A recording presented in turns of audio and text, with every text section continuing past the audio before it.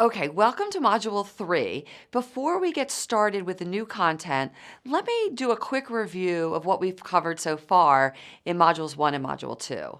So in Module 1, we started off by discovering what resilience is. We explored the science of resilience to identify the variables that really matter in cultivating resilience.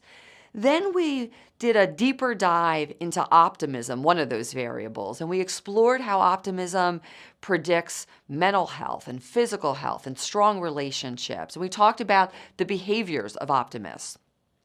In Module 2, we slowed down and looked at 5 different thinking traps. You'll remember these: mind reading, me, them, catastrophizing, and helplessness.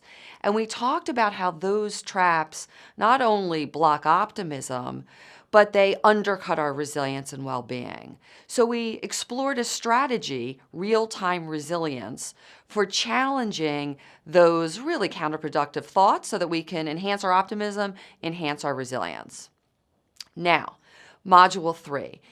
We're going to shift gears again, and in this module, we're going to start off by looking closely at anxiety.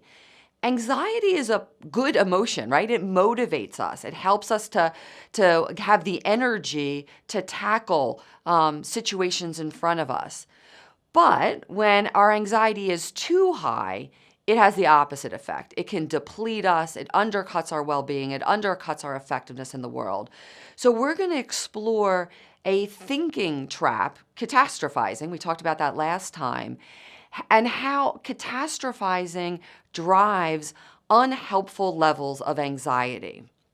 I'm going to talk about a skill that you can use to challenge that catastrophic thinking directly. It's a cognitive skill. We're also going to hear from Dr. Michael Boehm, who's the director of the Penn Program for Mindfulness. I'm really excited to hear from him. And he's going to talk to us about another approach to dealing with anxiety, the mindfulness approach. He'll tell us about how anxiety shows up in our bodies. He'll talk to us about what the research of mindfulness shows. After we explore anxiety in more detail, then we're going to shift gears and talk about the importance of positive emotion, emotions like joy and gratitude and love, and how positive emotions are instrumental in keeping us resilient. I'm going to showcase the emotion of gratitude in particular. Gratitude is one of my favorite positive emotions.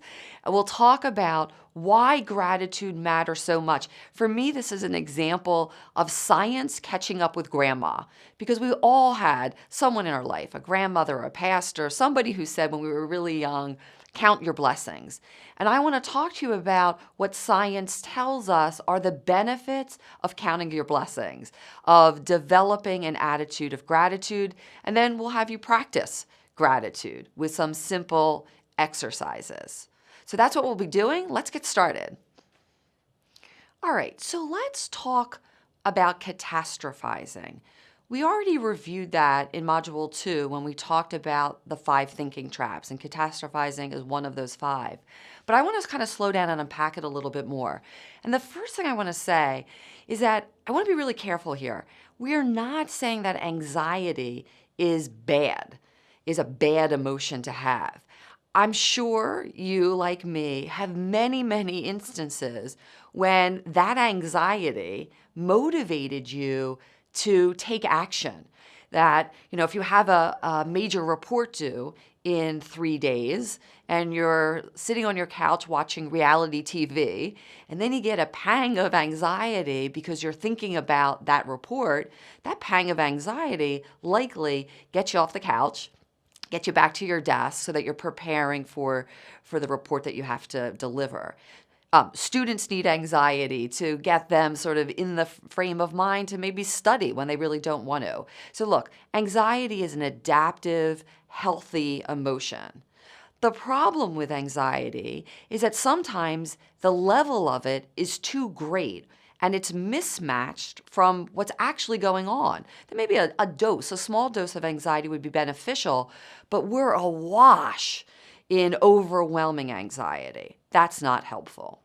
So catastrophizing is when you're wasting critical energy, ruminating. You're going around and around and around in your brain around irrational, notice that word, irrational worst case outcomes of a situation. And all of that thinking about these irrational, unlikely to happen, like really, really, really unlikely to happen, worst case outcomes is generating levels of anxiety that don't motivate us. They cause intense anxiety, agitation, and they stop us from taking purposeful action. So catastrophizing is not a healthy or helpful way of thinking. So how is it that catastrophic thinking leads to such anxiety? Well, if any of you have ever been in catastrophic thinking, and I'm guessing many of you have, your thoughts are so vivid that your body responds as if what you're imagining is happening in the moment. Your thoughts are so vivid that your body is going into fight or flight response. And that's what's generating all of that intense anxiety.